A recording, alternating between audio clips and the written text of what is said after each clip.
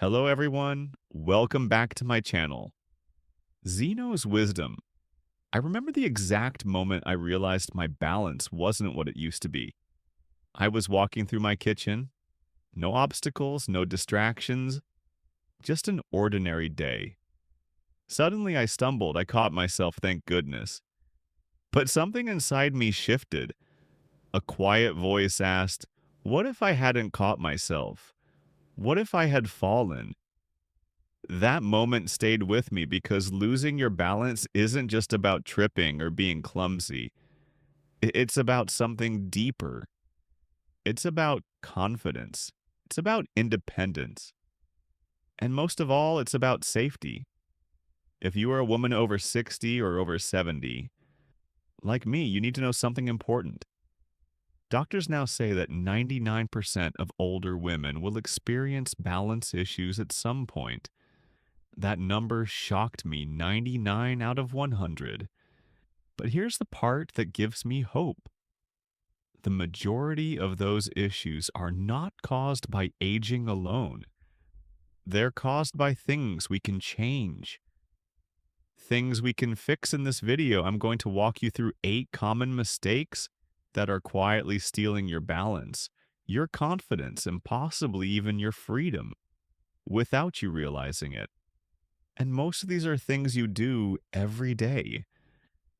Some of them you may be doing right now. I want you to stay with me all the way to the end because mistake number 6, it's the one that sent me straight to the floor and it taught me a lesson I'll never forget.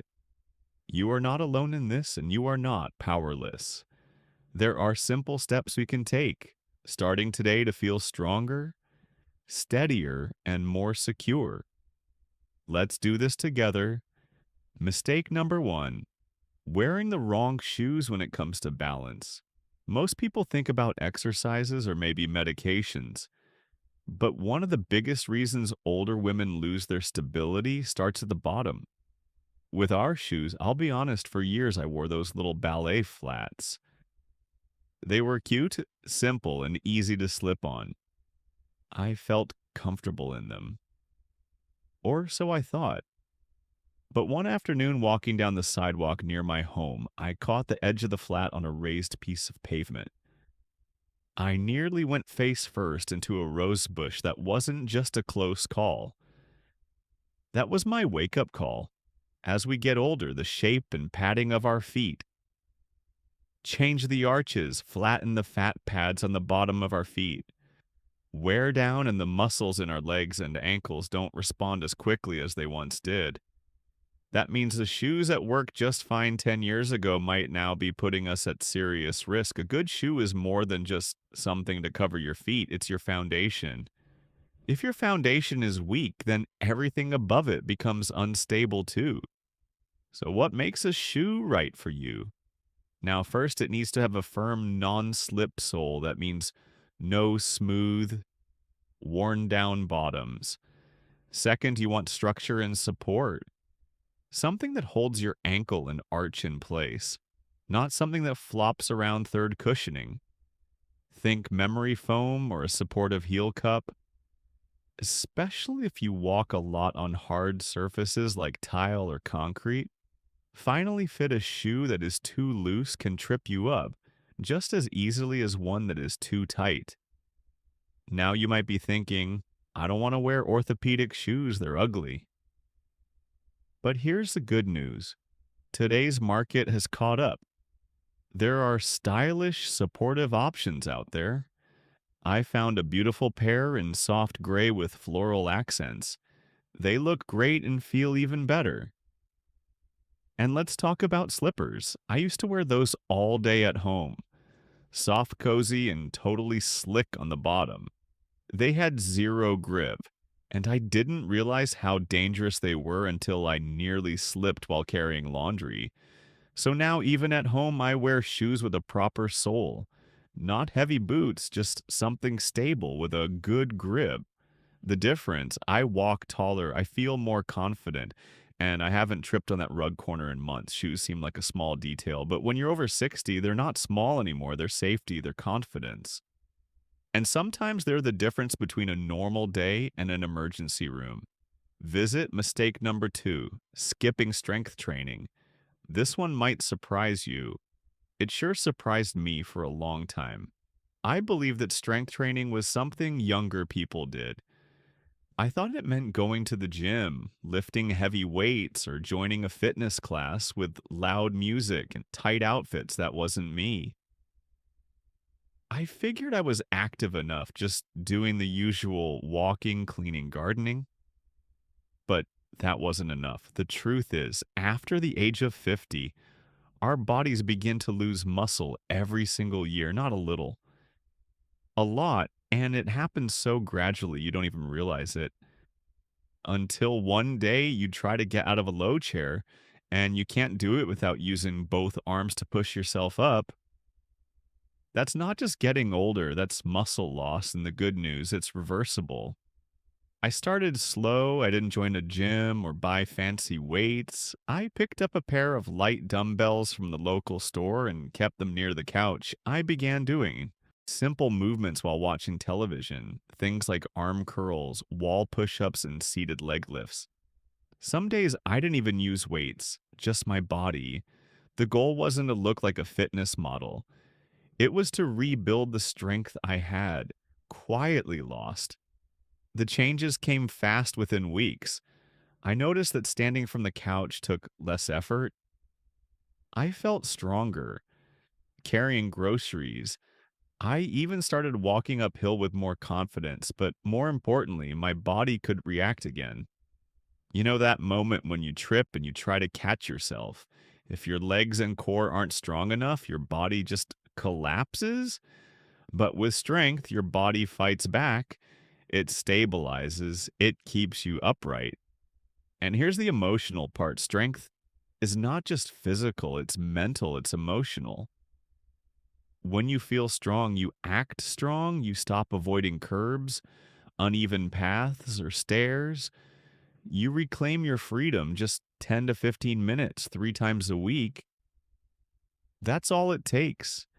And it can be done at home in pajamas while watching your favorite show.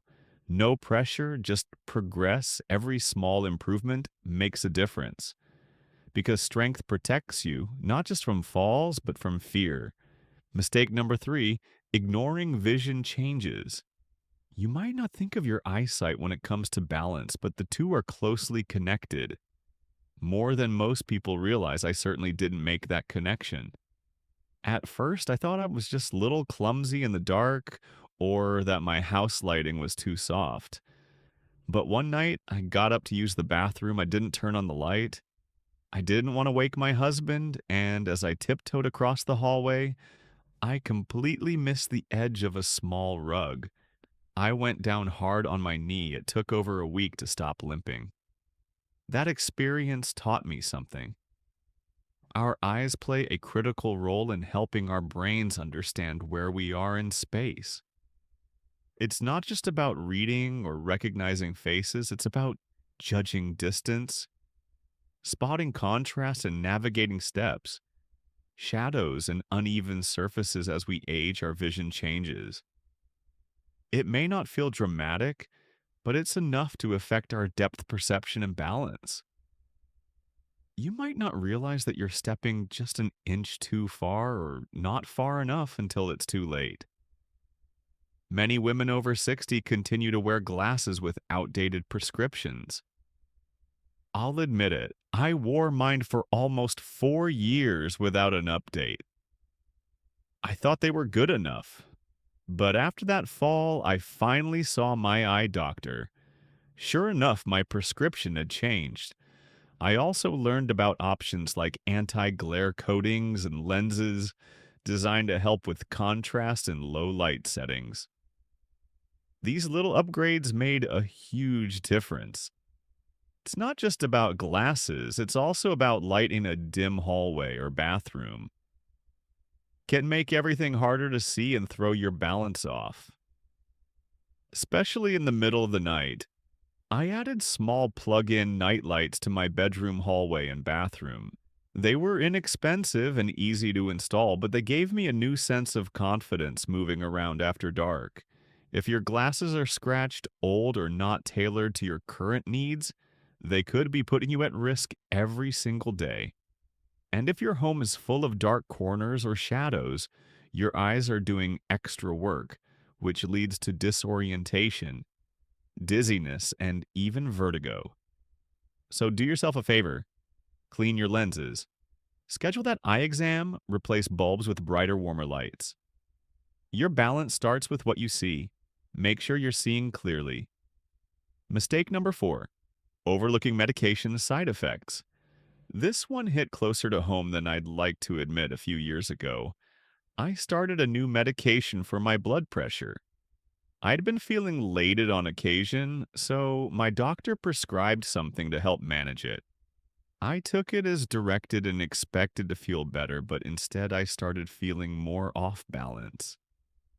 I would stand up from the couch and the room would tilt slightly. It was subtle at first, just enough to make me stop and steady myself. I blamed it on being tired or maybe dehydrated. But deep down, I knew something wasn't right then one evening. As I got up too quickly, I stumbled and bumped into the coffee table. I didn't fall, thank goodness. But it scared me that night. I finally read the fine print on the pill bottle, and there it was. Clear as day, may cause dizziness or loss of balance. I wish I'd paid attention sooner as we get older. Our bodies metabolize medications differently. A dosage that worked perfectly fine when we were 50 might be too strong at 70. On top of that, many of us take multiple medications, and the side effects can interact in ways our doctors might not immediately notice. The truth is, you have to be your own advocate. Your doctor sees many patients only. You live in your body if something feels off. Even slightly, write it down. Dizziness, fatigue, lightheadedness, don't brush it off. Bring a detailed list to your doctor or pharmacist. Include every medication, even over-the-counter pain relievers, vitamins, and supplements. When I spoke up, my doctor reviewed everything I was taking. He adjusted the dosage of that blood pressure medicine. And just like that, the dizziness disappeared, my balance improved, my confidence returned. So here's my advice. Never ignore what your body is trying to tell you. Trust your instincts, read the labels, ask questions, don't settle for. It's just aging. Sometimes it's the medicine, and sometimes a simple adjustment can make all the difference in your day-to-day stability. Mistake number 5, grabbing furniture instead of using a cane for the longest time. I told myself I didn't need a cane. I was independent. I could get around just fine. Sure, I would reach for the back of a chair or lean on the kitchen counter once in a while, but that didn't mean anything serious, right, wrong. What I was doing is something many older adults do without even realizing it. It's called furniture walking, using chairs, tables, moles, and countertops to steady yourself as you move through the house. It may feel like a harmless habit, but in truth, it's a warning sign. I called it staying independent, but really I was afraid of what it would mean if I used a cane. Would people see me differently? Would I feel old, weak? Then one afternoon, I was carrying a full basket of laundry from the bedroom to the living room. My hands were full, so I didn't have anything to steady myself with. As I stepped onto the hardwood floor, I shifted slightly, just enough to throw myself off balance and nearly fell straight into a side table. That moment scared me more than I care to admit. That same week, I went shopping and found a beautiful, lightweight cane with a floral design that actually made me smile. It had a comfortable grip, and I didn't feel ashamed using it. In fact, I felt relieved because now instead of grabbing for furniture that wasn't built to support me, I had something that was designed exactly for that purpose. My safety since then, I've walked taller, moved more confidently, and stopped feeling like I needed to catch myself every few steps, and no one has ever looked at me with pity. In fact, more often than not, people admire the cane and comment on how stylish it is. Using a cane isn't giving in. It's not admitting defeat. It's choosing strength. It's choosing safety. And more than anything else, it's choosing peace of mind. If you find yourself reaching out to furniture more often than you used to, even just in case that's your body asking for help, and there's nothing weak about listening to it. Mistake number six, avoiding balance exercises. I'll be honest with you, I didn't even know balance exercises were a thing until I walked into a local wellness class at the community center.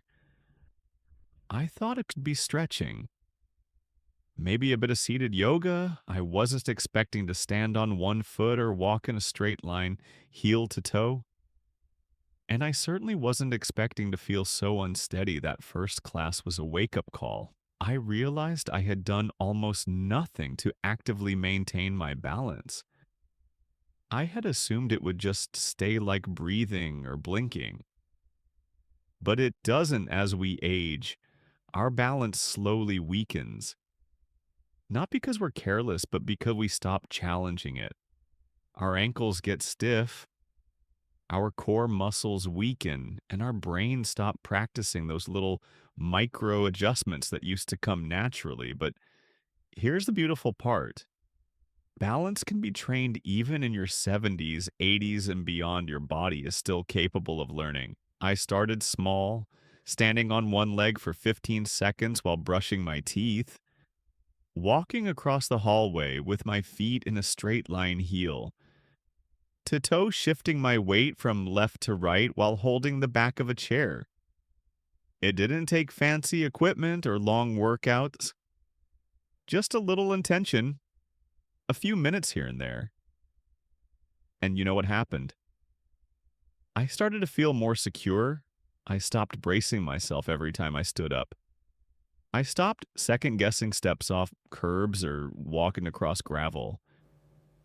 And one morning I caught myself dancing in the kitchen, something I hadn't done in years. Balance isn't just physical, it's deeply emotional. It's about trust in your body again. If you don't know where to start, there are free resources everywhere: YouTube videos, senior fitness classes, balance guides, even some insurance plans offer online programs. Now, don't wait until after a fall to take your balance seriously. Think of it like brushing your teeth. Something simple daily and life changing over time, just 5 to 10 minutes a few times a week, can protect your future more than you realize.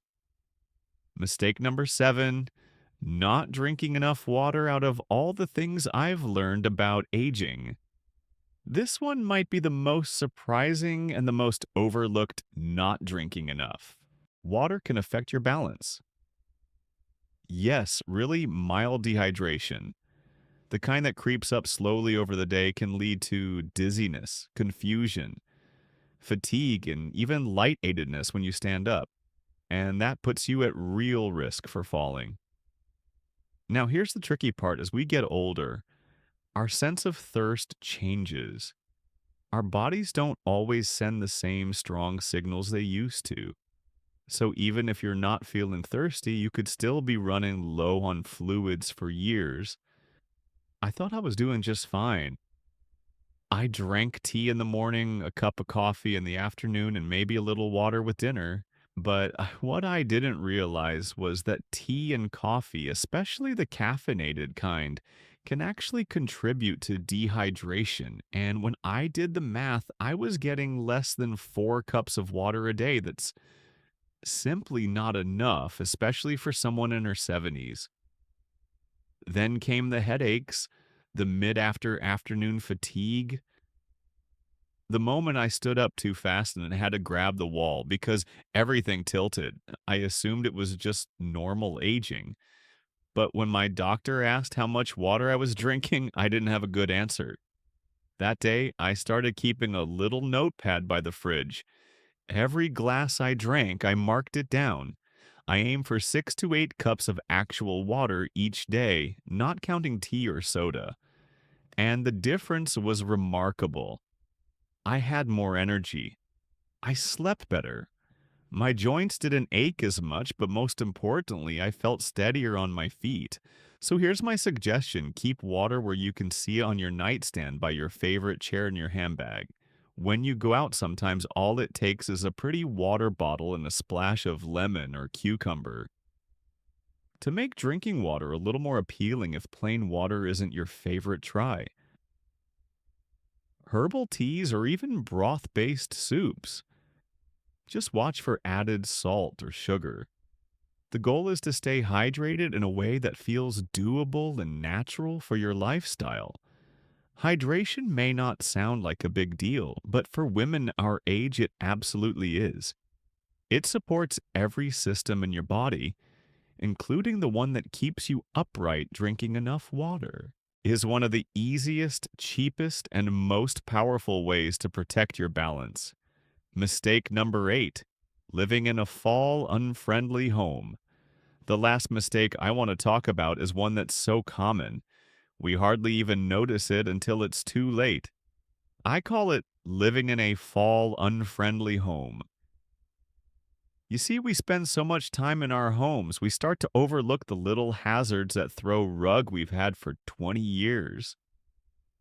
That lamp cord stretched across the hallway, the step from the garage to the kitchen that's just a little too high.